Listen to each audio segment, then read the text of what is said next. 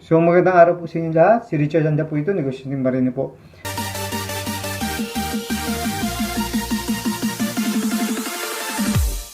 So mapapansin niyo po yung aking mga vlog ngayon is about solar power system po.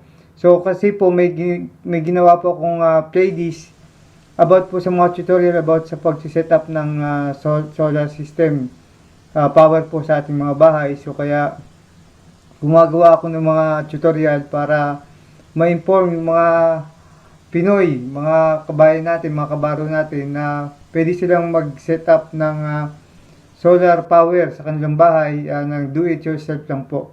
So, ngayon explain ko naman po sa inyo about itong solar charger controller. So, ano ba itong solar charger controller po? So, ito pong solar charger controller para pong sasakyan din natin yan. So, alam naman natin, sasakyan natin meron siyang battery. So, saan ba nanggagaling yung kanyang power, yung kanyang nag-charge sa battery, kundi sa alternator. Yan po yung alternator.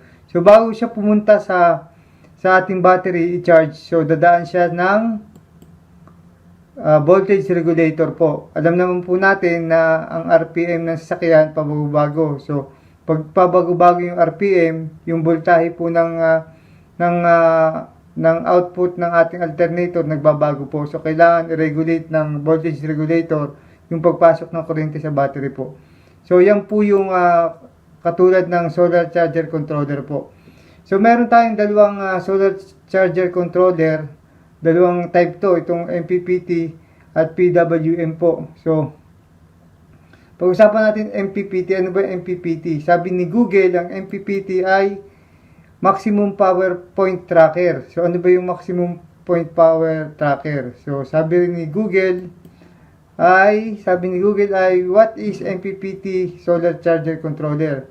This section covers the theory and operation of maximum power point tracking as used in solar electric charge controller. An MPPT or a maximum power point tracker is an electronic DC to DC converter that optimizes the match between solar array, BP panels, and the battery bank or utility grid. So, yun po yung sabi ng Google kung ano yung MPPT solar charge controller po. So, napakasimple lang po mag-connect ng ating solar charger controller. Kasi nga po, negative positive lang po yan. Input saka output po.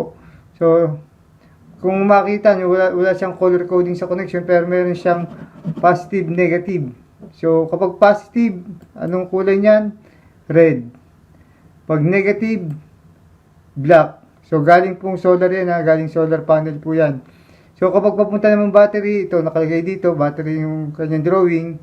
So, plus is red, negative is black.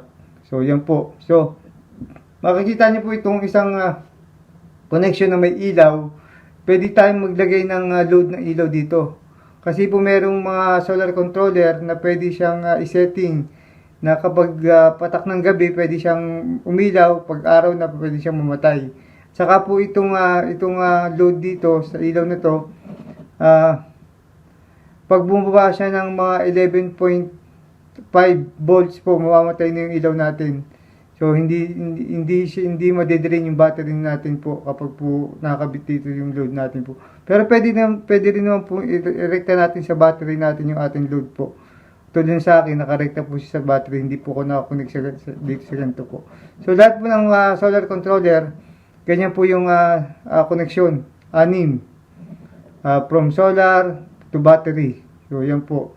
Ito po yung maximum power point tracker po.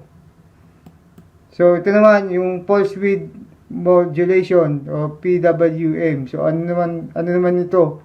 So, ito po yung gamit ko ngayon sa bahay. Ito pong Ebeber na PWM po. 12 and 24 volts pwede siya. So, ano bang PWM? Ang sabi ni Google, what is PWM solar controller? Pulse width modulation, PWM, is the most effective means to achieve constant voltage battery charging by switching the solar system controller. controllers. Power devices when in PWM regulation, the current from the solar array tapers according to the battery's condition and recharging needs. So yun pong sabi kung ano yung PWM according sa kay Google. Kay Google lang po yan. Kay Google galing po yan. So, wala pong pinagkaiba dun sa MPPT, sa PWM connection po. Pares po ng connection niya. Yan, pares po sa connection niyan. Positive is red, negative is black, positive is red, negative is black. So, ito po yung input ng solar natin, galing sa solar panel. Ito po yung output, papuntang battery po.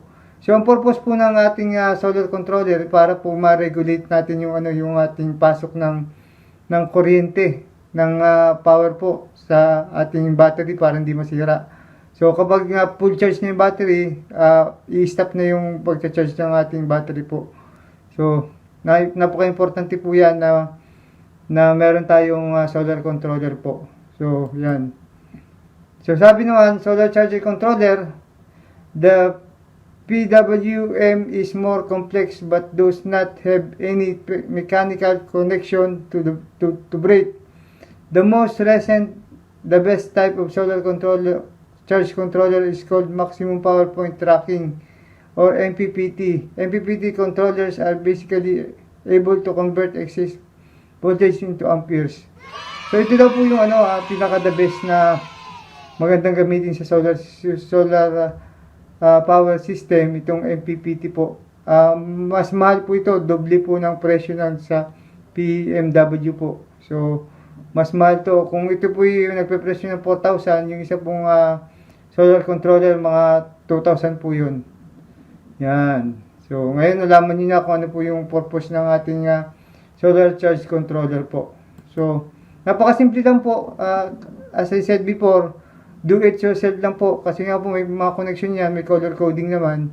Kung mapapansin niyo dito, solar panel, may connection siyang MC4. Kukonect mo lang yan, diretso dun sa ating controller.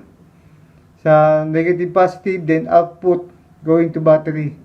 So, pwede kang mag-load ng direkta sa battery na 12 volts or pwede kang mag-load ng 220 gamit ang inverter po, power inverter, optional. Kaya kakabili optional po.